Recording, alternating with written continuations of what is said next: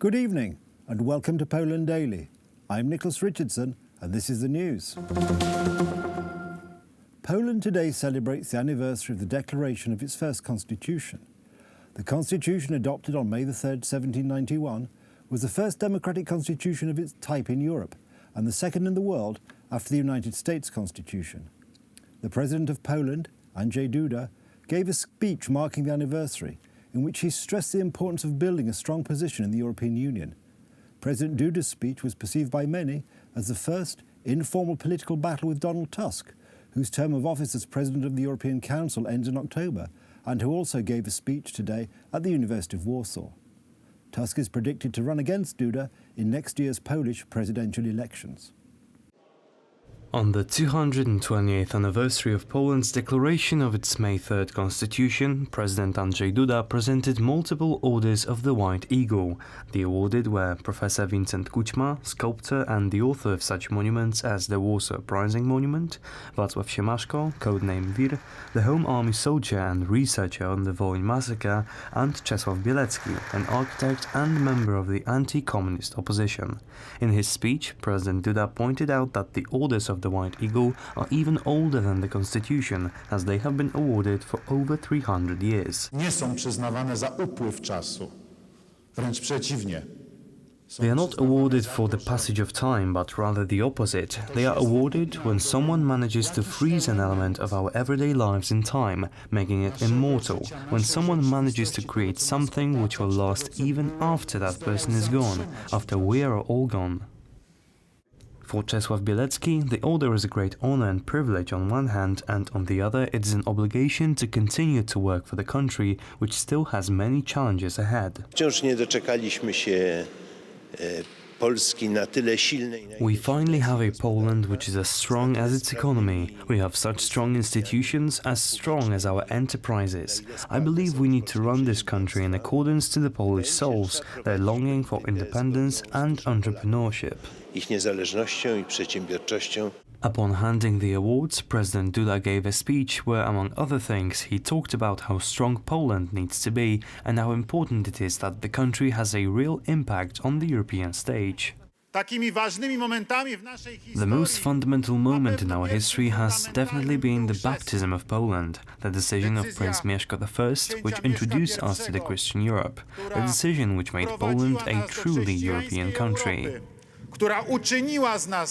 The Polish president also mentioned the need to implement changes to the EU, but also the possibility of addition notions to the constitution guaranteeing Poland's membership in the EU and NATO alliances. I personally think we should write that into the Constitution, but first and foremost, we need to make sure that what already is in the Constitution is abided, truthful and working for the ordinary citizen. It's something that the fathers of the May 3rd Constitution were unfortunately unable to do due to the storms brewing over our country at the time. We are able to do that today. We have a free, unthreatened homeland, a homeland which is safe also thanks to our membership in international alliances.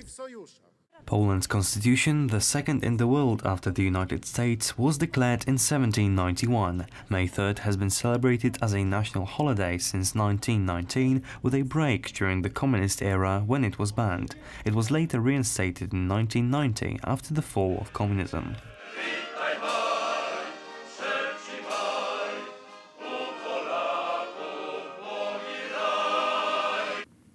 European Council President Donald Tusk called on Poland's political leaders to respect the constitution during a speech he made at Warsaw University on Friday, amid speculation that he may return to domestic politics when his EU term of office ends.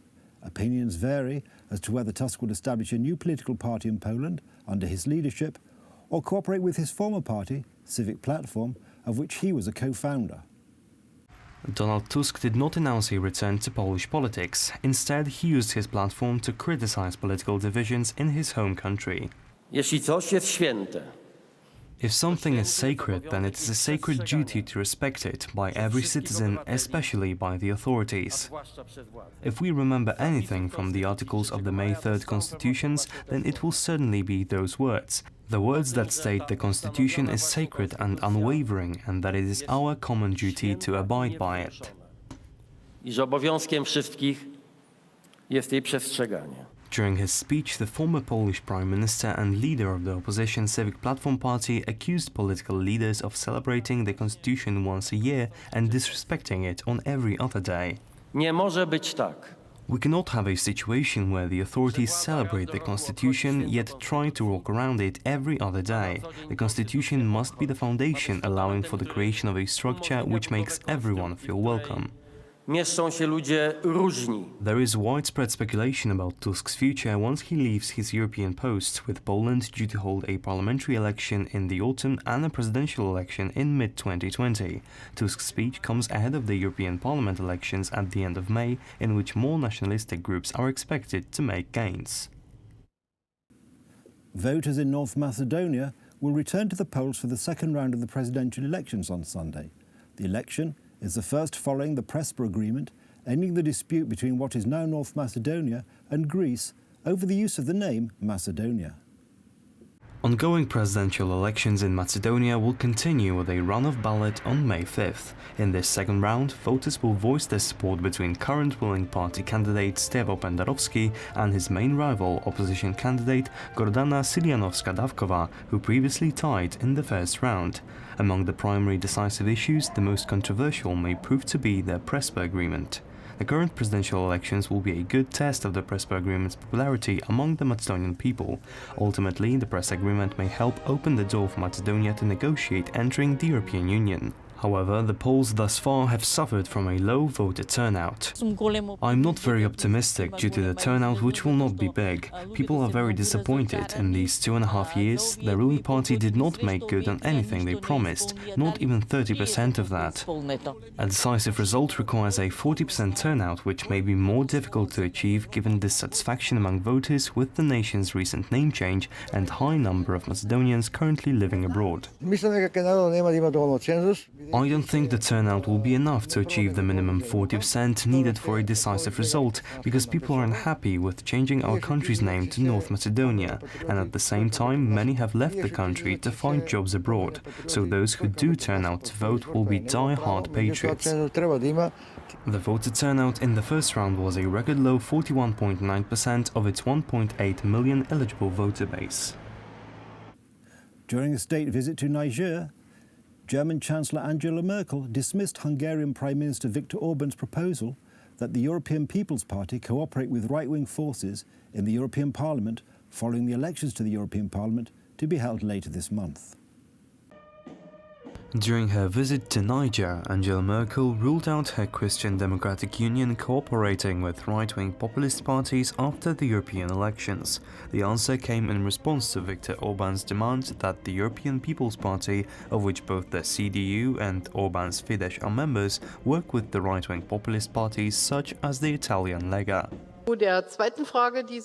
Firstly, we have suspended the membership of Fidesz within the European People's Party, and secondly, I fully support the leading candidate of the European People's Party's declaration that there will not be any cooperation with right-wing parties after the election, and I think those are the two things that stand for themselves and explain the issue. Merkel visited Niger to discuss with the G5 Sahel leaders ways to combat Islamic extremism, which is on the rise in the region, particularly in Burkina Faso and Mali, and how to curb migration from Niger. That's the news. Thank you for watching. Do stay with us for the weather, Poland Daily Business, and more programmes including Poland Daily History, where we look in more detail at the story of the 3rd of May 1791 Constitution. But from me, it's have a good night and a better tomorrow.